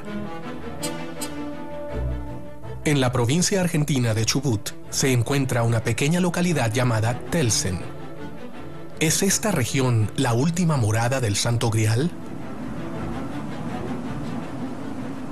Telsen es un valle que está en el Chubut, donde viene la palabra el lugar de los ancestros. Y el que fundó ese lugar se llama John Morley, muy parecido a las iniciales de Jacques de Molay, que fue el maestre templario. La ciudad de Telsen es conocida por los denominados glifos, formas y dibujos formados por una cadena de grandes piedras.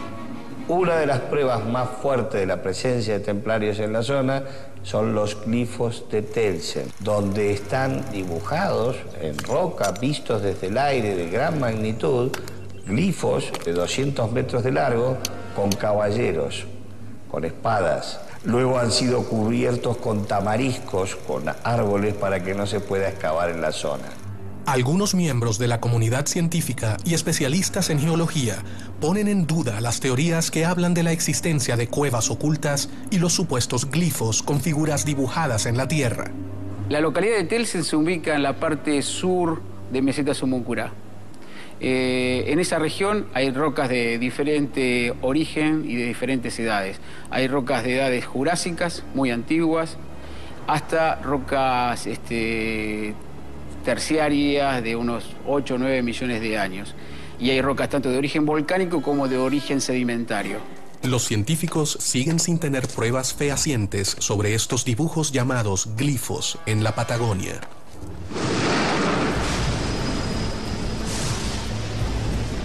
Existen pruebas de vikingos y de templarios en la Patagonia, principalmente en unas piedras que fueron encontradas en unas excavaciones que hicieron al lado del río Chubut, acá cerca de Trelew, donde hay runas vikingas. Principalmente la runa del Valhalla, que es el absoluto de los vikingos, está en todas las piedras, ¿no? Esa runa se encuentra implícita en todas las piedras que se han encontrado. Telsen es señalada por muchos investigadores como el destino final del tesoro de la Orden Templaria, donde también se dice que se encuentra la ciudad de los Césares, y donde los ríos subterráneos llegan hasta allí.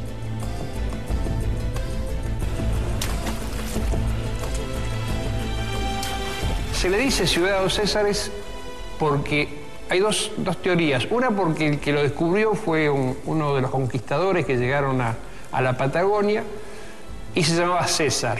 Entonces quedó como que era la ciudad de los Césares. Y la otra es que está la belleza de esa ciudad y está la riqueza y el tesoro que se ha encontrado en ese lugar, que lo atribuyen con el Imperio Romano, con el César. No conozco que existan ciudades ocultas o sepultadas por algún accidente geológico o algún evento de alguna naturaleza. Lo que sí, obviamente, es algo muy común y los arqueólogos en Patagonia trabajan muchísimo, es con restos o cuevas, aleros de pueblos originarios. La ciudad de los Césares está en la Patagonia, tiene conexiones con la meseta del Fuerte a orillas del Atlántico y con la zona de Telsen. ¿Qué es la zona de Telsen? Era un nudo carretero. Por ahí pasaba la cuarta ruta de la Plata, que conectaba directamente con la Sierra del Volcán en la provincia de Buenos Aires. Esas rutas eran protegidas por tribus afines, que eran blancos, todos blancos. Algunos avalan una hipótesis que revela existencia de una ciudad oculta en una cuarta dimensión, a la cual se llega atravesando un portal energético ubicado en la zona de Telsen. Una controvertida teoría fantástica que muchos científicos ven como improbable. Y hay muchos que dicen que es una ciudad errante que se encuentra entre las dos dimensiones, entre la tercera dimensión y la cuarta dimensión, que por momento desaparece la tercera dimensión y por eso es muy difícil encontrarla. Es una leyenda como la del Dorado en la zona de Centroamérica.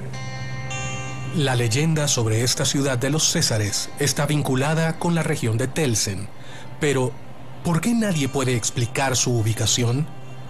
Existe un gran hermetismo entre los habitantes de la localidad de Telsen, quienes se niegan a dar testimonio sobre el tema. El Grial y la ciudad oculta parecería ser un secreto bien guardado por los lugareños, un mito difícil de comprobar, un misterio que aún sigue sin respuestas. Es muy evidente lo que los pobladores de Telsen se niegan a veces a hablar sobre el Santo Grial y sobre todas esas cosas que se encuentran en Telsen, porque es un poco de recelo que tienen con su pequeña población, con su pequeño lugar, ¿no? Que no quieren sentirse invadidos por turismo, por situaciones un poco agresivas hacia la que es la ciudad tan pacífica que era la población de Telsen. Los indicios encontrados llevan a los buscadores del Grial a una zona, a la formación rocosa de Telsen. Según los investigadores Fernando Martí y Alejandro Vega Osorio, se trataría de una puerta finamente tallada, que claramente parece ser una puerta sellada que obstruye la entrada a un túnel. ¿Es esta la misteriosa puerta de Telsen? La puerta de Telsen es lo que nosotros llamamos la puerta de piedra. No existen pruebas tangibles, sino teorías en base a mitos y leyendas sobre esta supuesta puerta donde se escondería el Santo Grial. Dicen que el Santo Grial está en la puerta de Telsen. Sería importante cruzar esa puerta para ver si lo encontramos. Si bien todos indican la región como tal, nadie ha podido llegar al lugar exacto donde se ubica. Hay pocas personas que dicen haber visto esta extraña puerta de piedra. También se habla de la existencia de un único documento fílmico que revelaría la imagen de la misteriosa puerta de Telsen.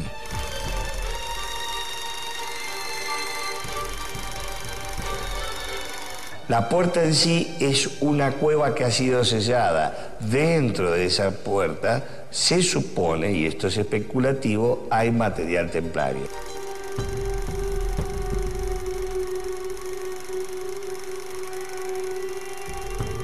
Normalmente donde hay una cueva hay más de una, entonces pueden estar alineadas. Son cuevas que se originan normalmente en rocas carbonáticas, rocas que se pueden degradar. También existen cuevas formadas por rocas volcánicas, la lava que baja, se enfría y deja oquedades, y a veces puede haber más de una cueva alineada.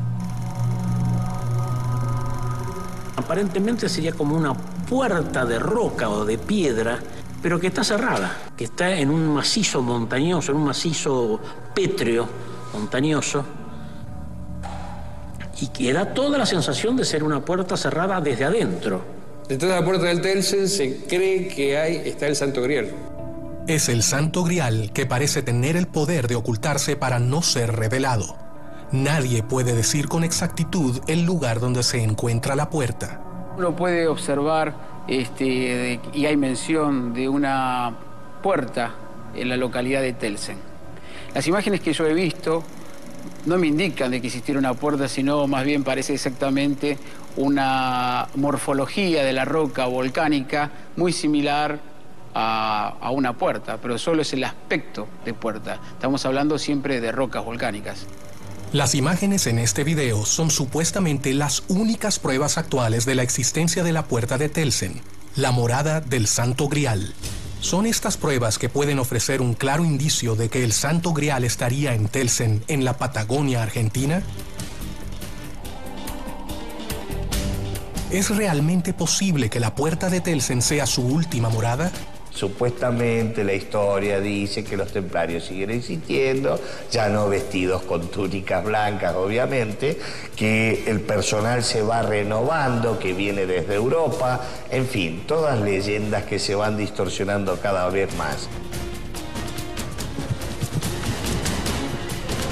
Una ciudadela, un enclave, debidamente protegidos por 1000 metros de basalto volcánico.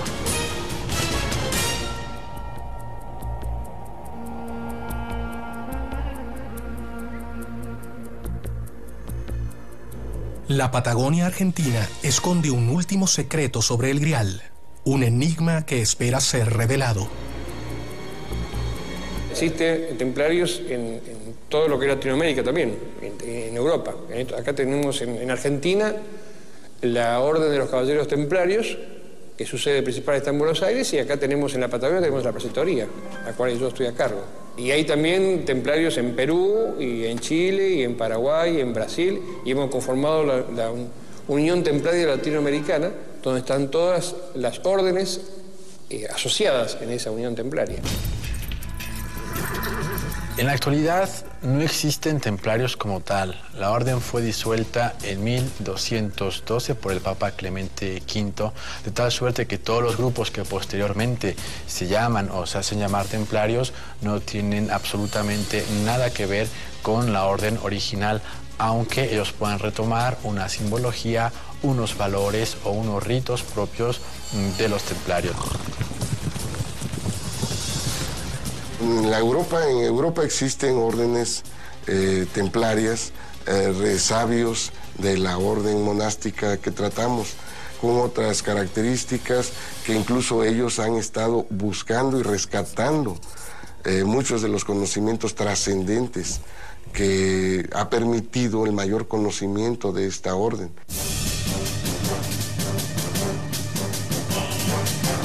El Grial sabe cuidarse. Tata Dios es muy inteligente y supo ponerlo donde no lo iban a encontrar ni lo iban a destruir.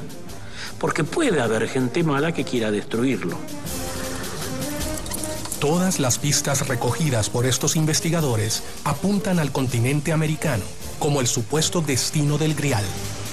Dudo mucho que el Grial haya sido trasladado a América, aunque existen algunas referencias que nos indican que el Grial fue trasladado a la Argentina. Se cree que el Grial llegó a la Patagonia junto con todas las reliquias que salieron del puerto de La Rochelle. Personalmente yo no creo en ese tipo de leyendas. Sí hay que ser respetuoso con la tradición. Sí creo que es importante rescatar la cultura de los pueblos.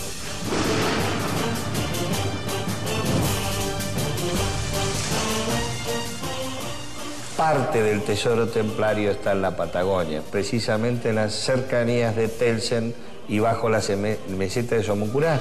Investigadores de todo el mundo siguen encontrando pistas sobre el Grial y todas apuntan al continente americano como su destino. Pero ¿realmente estamos ante un mito o una realidad que quiere ocultarse? Mientras tanto, en la ciudad de Telsen parece esconderse muy bien el secreto templario. Lo primero que habría que determinar es si el Santo Grial existe. En el caso de que exista, verdaderamente no se sabe dónde está porque nunca se lo ha encontrado, a pesar de que hubo mucha gente que lo buscó durante muchísimo tiempo. En último caso, la copa que pudo haber servido a Jesús en la última cena se perdió a lo largo de la historia y hoy en día hay 3 o 4 santuarios en Europa que reivindican para sí la posesión del auténtico Grial. Si hay 4 significa que ninguno es verdadero. 3 días antes de ser capturada la orden, salieron con todo el tesoro de los templarios y dentro de ese tesoro estaría el Santo Grial, el Arca de la Alianza y la lanza de Longinius. El Grial no pudo haber llegado a ningún lado porque es una figura literaria y por lo tanto no existió. Y en todo caso, la copa en la que tuvo lugar la última cena se pudo haber perdido a lo largo de la historia. Nos preguntamos si José de Arimatea pudo haber llevado el Santo Grial a Escocia y desde Escocia haberlo llevado ¿a dónde? Y lo afirmo, de que el Santo Grial actualmente está debajo de la meseta de Somuncurá. No estoy dando muchas precisiones. Y está custodiado actualmente por los templarios.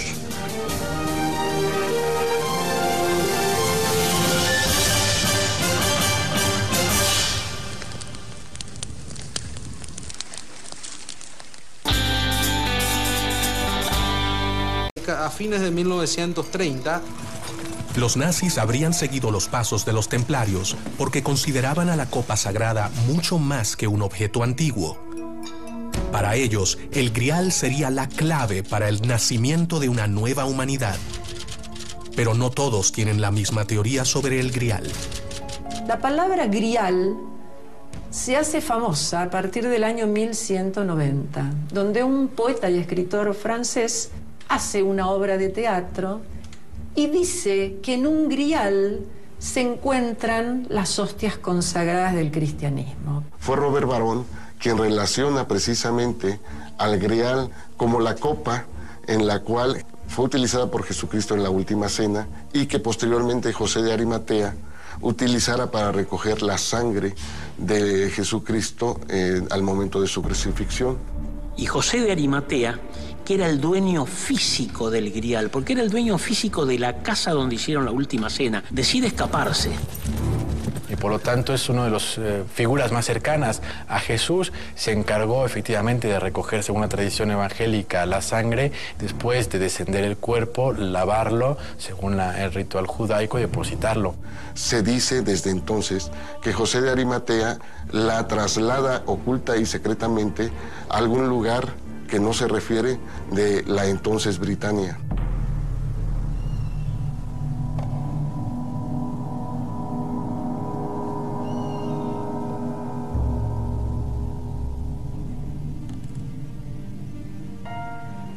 Hablamos de 4 santos griales, porque a lo largo de toda la historia medieval se habla de distintos santos griales. Incluso hasta hace muy poco la famosa novela de Dan Brown da a conocer un montón de investigaciones que ya eran conocidas en el ambiente. La genialidad de Dan Brown es hacerlo todo de una forma didáctica, comprensible, y darle un entorno de novela para que se conozca todo esto. Pero a lo largo de la historia hubo una serie de confusiones muy importantes. Durante siglos, la historia del cáliz o Santo Grial ha sido transmitida de generación en generación, alimentando el mito y, sobre todas las cosas, el misterio. Mucho más adelante, unos añitos después, un inglés va a hacer una obra famosa y recién ahí él habla del Santo Grial. En el relato José de Arimatea y la historia del Grial, escrita por Borón, Jesús, ya resucitado, se le aparece a José de Arimatea y le entrega el Grial para llevarlo a la isla de Britania y allí construir la primera iglesia cristiana, en Glastonbury. Allí también debería crear una dinastía de guardianes caballeros para mantener el Grial a salvo. ¿Fueron los famosos caballeros templarios los sucesores de los primeros guardianes del Grial? Los templarios es el nombre con el que genéricamente se conoce a los pobres caballeros de Cristo y del Santo Sepulcro de Jerusalén.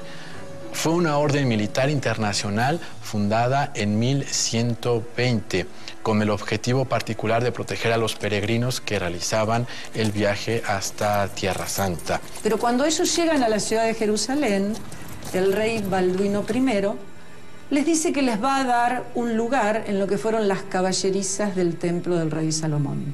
Y de ahí es donde adoptan más adelante el nombre de templarios. Templarios porque van a vivir en el templo de Salomón. Los templarios tenían derechos sobre sus conquistas en Tierra Santa y atribuciones para construir fortalezas e iglesias propias, lo que les otorgó gran independencia y poder. En el año de 1118, surge en Europa una orden monástica con el propósito de cuidar los santos lugares, de cuidar las cisternas o los abastecimientos de agua para los peregrinos que acuden a los santos lugares. La finalidad primordial que han tenido siempre los templarios fue siempre y sigue siendo la de custodiar el Santo Grial. Inicialmente la orden se crea a partir de 9 caballeros. Hasta ese momento estos 9 caballeros no estaban constituidos legalmente como orden. Pero, sin embargo, estos 9 caballeros se quedaron hurgando en el templo durante 15 años. Y eso de proteger a los peregrinos no lo hicieron en absoluto. Se dice que la Orden del Temple rápidamente obtiene su fama y poder gracias a todas sus riquezas. Y en un momento determinado, el dinero y las riquezas que llegan a tener los templarios son tan grandes que ellos crean la primera banca que la humanidad va a conocer. Y en consecuencia, a lo que asistimos a partir de la segunda mitad del siglo XI es a un intenso proceso de monetarización de la economía y por lo tanto de la introducción de metales preciosos en la economía europea. De tal manera que en la cuenca mediterránea se inicia un despegue del comercio y por lo tanto el desarrollo del capitalismo mercantil tal y como lo conoceremos en el siglo XV. Esto fue un descubrimiento asombroso para la humanidad, porque es la primera vez que nadie va a tener que transportar caudales a través de las rutas y los caminos, haciendo que los robos sean imposibles. Con una orden de pago hecha por los templarios, el dinero es como si hubiera pasado desde un banco hacia otro, como lo hacemos actualmente a través de las redes cibernéticas. Por lo tanto, los templarios que poseen dominios en toda Europa occidental, pero cuya zona privilegiada de actuación es precisamente Tierra Santa, se van a convertir efectivamente en intermediarios principalísimos en esas redes de comercio y por lo tanto accederán con cierto privilegio sobre las rutas comerciales y en consecuencia se beneficiarán de la llegada de metales preciosos. En consecuencia y en sentido contrario, estos metales preciosos pueden ser invertidos en sus propios dominios. La Orden del Temple logró obtener un gran poder económico en muy poco tiempo, creando a su alrededor una gran intriga sobre el origen de su riqueza. El investigador Alejandro Vega Osorio sostiene la teoría que la riqueza de los templarios venía de un nuevo continente y ésta llegaba a un puerto secreto. El puerto de La Rochelle era un poderoso puerto militar secreto que tenía la Orden Templaria a las orillas del Atlántico sobre Francia. Ese puerto concentraba todas las encomiendas templarias, todos los caminos convergían hacia ese puerto en el cual... ¿Que aún no había descubierto? ¿Por qué llevaban sus carabelas cruces templarias dibujadas en las velas?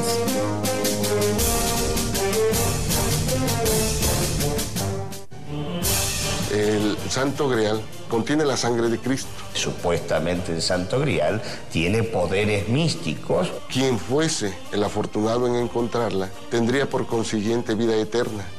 Los nazis lo que buscaban era aumentar su poder.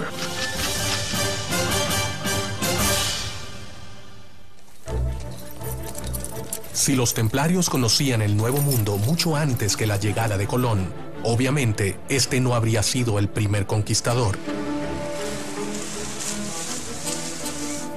¿Es por eso que eran cruces templarias las dibujadas en las velas de los barcos de Cristóbal Colón?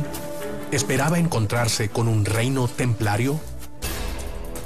Cristóbal Colón va a Portugal, se casa con la hija del gran maestre de los caballeros de Cristo de Portugal y de esa manera tiene acceso a la biblioteca del gran maestre. En esta biblioteca están los mapas, algunos de ellos se conocen, ¿no es cierto?, en donde figura América. Por eso cuando Colón se le ocurre la idea de descubrir América, él ya sabía dónde iba, estaba muy seguro dónde iba. Lo que sí se ha puesto de manifiesto es que parece ser que fueron los chinos quienes llegaron a América por el Pacífico a mediados del siglo XV, pero tampoco tuvo una mayor significación. Por lo tanto, desde la perspectiva histórica, el descubrimiento de América, por llamarlo de esta manera, solo corresponde a Colón y al año 1492. Aunque, como bien sabe todo el mundo, el primero que denominó estas tierras como un continente fue Américo Vespuccio. Cristóbal Colón, en el año 1492, partió desde el puerto de Palos, España, atravesando el Atlántico hasta llegar a una isla llamada Guanahani, en las Bahamas. Cristóbal Colón, que pasa a la historia por ser el descubridor de América, en realidad lo que hizo no es descubrir América. Lo que pasa es que se mantenían como rutas secretas, eran rutas comerciales. Él les dice que va a llegar a Zipango, que va a llegar a las Indias, que va a obtener oro, plata, especias, etc. Pero sabía exactamente a dónde venía. Venía a América. Porque América ya se conocía.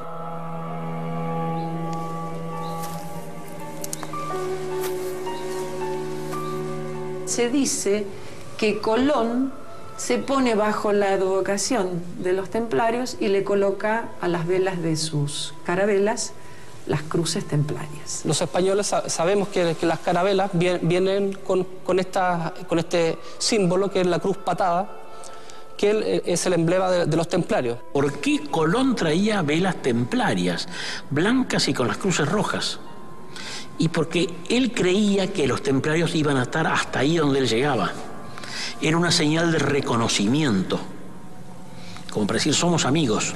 En algunos casos se ha pretendido establecer una relación entre los templarios y América, queriendo significar en las banderas que acompañaban los barcos colombinos, efectivamente, la cruz del Temple.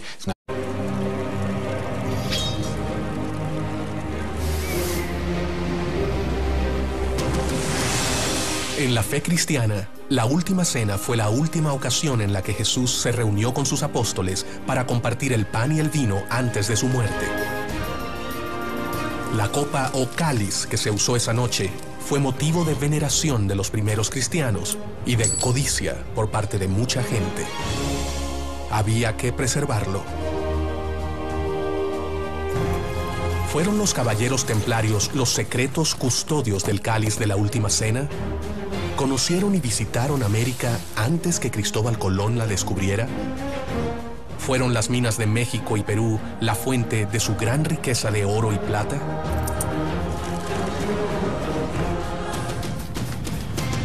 ¿Huyeron los templarios hacia América ocultando el cáliz o santo grial en la Patagonia? ¿Conocían los nazis el secreto de los templarios y de los jesuitas y exploraron América del Sur en busca del grial? ¿Se encontrará el grial aún en América? ¿Quiénes lo buscan actualmente?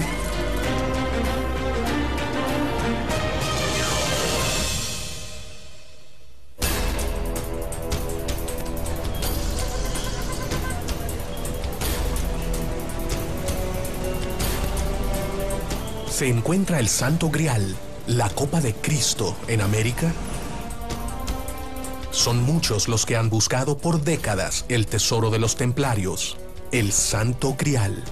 Los nazis buscaron el Santo Grial en distintos lugares del mundo, entre ellos en América. La campaña de propaganda nazi se alimentó de una serie de elementos de raíz decimonónica que buscaban en la Edad Media el elemento diferenciador de Alemania frente a otros estados europeos.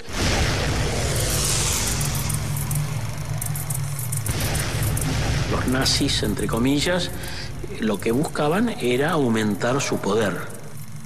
Por eso es que buscaban el Santo Grial y buscaban la lanza de Longinos también. Y una cosa es complementaria de la otra, ¿eh? Fíjense que uno es un símbolo masculino y el otro femenino. El grial es un símbolo femenino, acuérdense. Y creo que dice que lo buscaban porque eran símbolos de poder o que pensaban que le iban a dar más poder. Algunos afirman que los nazis estaban convencidos que el grial estaba en América. Muchos vinculan a Hitler con la búsqueda del Santo Grial y algunos investigadores afirman esa teoría. Pero existe una particular investigación que se centra en la búsqueda del cáliz sagrado en Latinoamérica. Hay un fuerte interés en encontrarlo porque supuestamente el Santo Grial tiene poderes místicos que, según cómo sean manejados, pueden traer el bien o el mal. Por eso hubo tanto interés de muchas sectas de encontrarlo. Existen muchos lugares donde se dice se encuentra el Grial, pero varios investigadores señalan a América como el destino verdadero. Sabemos que Hitler y el nacionalsocialismo habían enviado personas por todo el mundo buscando desde la lanza de Longinos, habían buscado el Santo Grial. Eso los llevó a estos parajes de América mucho antes, a fines de la década. No entraba nadie, pero a ese puerto llegaba la plata que venía desde América, plata que salía desde el Paraguay, ya procesada en forma de lingotes, y era embarcada en el puerto de Santa Catarina en Brasil. Y América todavía no había sido descubierta. Se supone que cuando la orden fue cerrada en el año 1307, muchos de los templarios que escaparon a la Horda de la Hoguera tomaron estos barcos. El mito y la leyenda también dice que algunos de esos barcos pudieron haber venido a América. Si los templarios habrían transportado plata de América, significa que ellos podrían haber tenido conocimiento del continente mucho antes que Colón lo descubriera. ¿Pero llegaron siguiendo rutas de viejos conquistadores como los vikingos? Los vikingos llegan a América entre el año de 982 a 986, encabezados por Eric el Rojo. Poco tiempo después, para el año 1000, su hijo, Leivik Eriksson, llega a tierras continentales y establece algunas colonias en lo que hoy es Canadá y la parte norte de Estados Unidos. Existen evidencias de que los vikingos visitaron América estableciendo colonias en el norte de América, sino que hicieron incursiones también hacia el centro y sur del continente. Según el investigador José Lidio Andraca, los vikingos tuvieron una fuerte presencia en todo el continente americano. ¿Pero existe evidencia sobre esto en mapas europeos de la época? Se habla de la existencia de uno conocido como el mapa de Vinlandia. Es un mapamundi vikingo del siglo XIII, donde se puede ver una masa de tierra en el Atlántico llamada Vinlandia. Y nos dice que fue visitada en el siglo XI por exploradores. Este mapa probaría que Vinlandia no sería otra cosa que la tierra que hoy conocemos como América. Es importante destacar algunas cosas de los vikingos. Primero, que no eran conquistadores.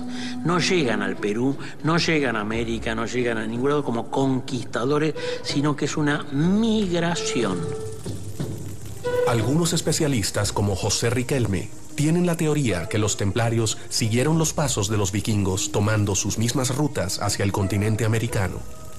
Habían tenido comunicación con América y habían desarrollado una serie de travesías comerciales. En estos viajes la Orden del Temple había acompañado, y no hay que olvidar que estos viajes en América tenían un propósito además principal. Pero no todos los investigadores están de acuerdo con la teoría de la relación existente entre templarios y vikingos. No existe ninguna relación entre templarios y vikingos, básicamente porque los vikingos son pueblos nómadas del Mar del Norte que operan en Europa continental entre el siglo IX y el siglo X, y porque los templarios se desarrollan en el siglo XII. No pudieron conocerse y por lo tanto no hay ninguna relación. Cuando Colón partió hacia su aventura, podría ser posible que supiera el destino final de su viaje. Quizás conocía la posible existencia del Grial en un nuevo mundo